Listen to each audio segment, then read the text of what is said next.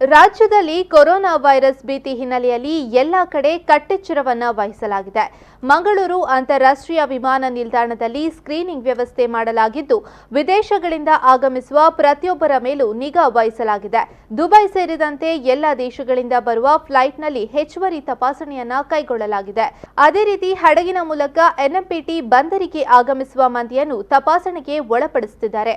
ಮಂಗಳೂರಿನ ಜಿಲ್ಲಾಸ್ಪತ್ರೆ, ವೆನ್ಲಾಕ್ ಸೇರಿದಂತೆ ಪ್ರಮುಖ ಖಾಸಗಿ ಆಸ್ಪತ್ರೆಗಳಲ್ಲಿ ಪ್ರತ್ಯೇಕ ವಾರ್ಡ್ ಅನ್ನು ರಚಿಸಲಾಗಿದೆ. ಸೋಂಕು ಬಗ್ಗೆ ಸಂಶಯ ಬಂದವರನ್ನ ಈ ವಾರ್ಡ್ನಲ್ಲಿಟ್ಟು ಚಿಕಿತ್ಸೆ ನೀಡಲು ಉದ್ದೇಶಿಸಲಾಗಿದೆ. ಸೌದಿ ಅರೇಬಿಯಾ, ಇರಾನ್, ಕುವೈತ್ ರಾಷ್ಟ್ರಗಳಲ್ಲಿ ಕೊರೋನಾ ವೈರಸ್ ಕಂಡುಬಂದಿರುವುದರಿಂದ ರಾಜ್ಯದ ಕರಾವಳಿಯಲ್ಲಿ ಭೀತಿ ಸೃಷ್ಟಿಸಿದೆ.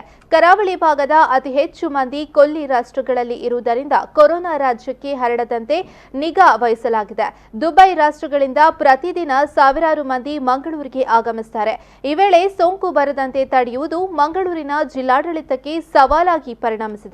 ಸೋಂಕಿನ ಲಕ್ಷಣಗಳ ಬಗ್ಗೆ ಏರ್ಪೋರ್ಟ್ ಪರಿಸರದಲ್ಲಿ ಭಿತ್ತಿ ಪತ್ರಗಳನ್ನು ಅಂಟಿಸಿದ್ದು, ಪ್ರಯಾಣಿಕರು ಎಚ್ಚರ ವಹಿಸುವಂತೆ ಸೂಚಿಸಲಾಗಿದೆ.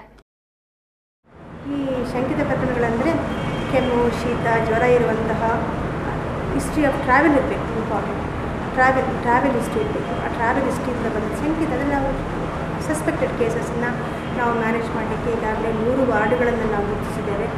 ಒಂದು ವಾರ್ಡ್ ಕ್ರಿಟಿಕಲ್ ಕೇರ್ಗೋಸ್ಕರ, ಒಂದು ವಾರ್ಡ್ ಮಾಮೂಲಿ ಅವ್ರನ್ನ ಐಸೋಲೇಟ್ ಮಾಡಿ ಇಡಲಿಕ್ಕೆ, ಅಂದರೆ ಅವ್ರನ್ನ ಮಾನಿಟ್ರ್ ಮಾಡಲಿಕ್ಕೋಸ್ಕರ ಇರುವಂಥ ಒಂದು ವಾರ್ಡನ್ನು ನಾವು ಇಟ್ಟಿದ್ದೇವೆ. ಈ ಸಿಬ್ಬಂದಿಗಳಿಗೆಲ್ಲರಿಗೂ ನಾವು ಮುನ್ನೆಚ್ಚರಿಕೆಗಳನ್ನು, ಬೇಕಾಗಿರುವಂಥ ಇನ್ಫಾರ್ಮೇಷನ್, ಎಜುಕೇಷನ್ ಆ್ಯಂಡ್ ಕಮ್ಯುನಿಕೇಷನ್ ಅಂತ ನೀಡಿದ್ದೇವೆ. ಈ ಕಾಯಿಲೆಗಳಿಗೆ ಸಂಬಂಧಪಟ್ಟ ಎಲ್ಲ ಒಂದು ಇನ್ಫಾರ್ಮೇಷನ್ ಆ್ಯಕ್ಟಿವಿಟೀಸ್ಗಳನ್ನು ಮಾಡಿದ್ದೇವೆ. ನಮ್ಮ OPD ವಿಭಾಗದಲ್ಲಿ ಹಲವಾರು ಇನ್ಫಾರ್ಮೇಷನ್ ಕಿಯೋಸ್ಕ್ಗಳನ್ನು ನಾವು ಮಾಡಿದ್ದೇವೆ. ಅಲ್ಲಿ ಹೈಜೀನ್ ಕಿಯೋಸ್ಕ್ಗಳನ್ನು ಮಾಡಿದ್ದೇವೆ. ಇಲ್ಲಿ ಬರುವಂಥ ರೋಗಿಗಳ ಸಂಬಂಧಿಕರುಗಳಿಗೆ ಹೇಗೆ ತಮ್ಮ ಹ್ಯಾಂಡ್ ಹೈಜೀನ್ ಇಟ್ಕೊಳ್ಬೇಕು,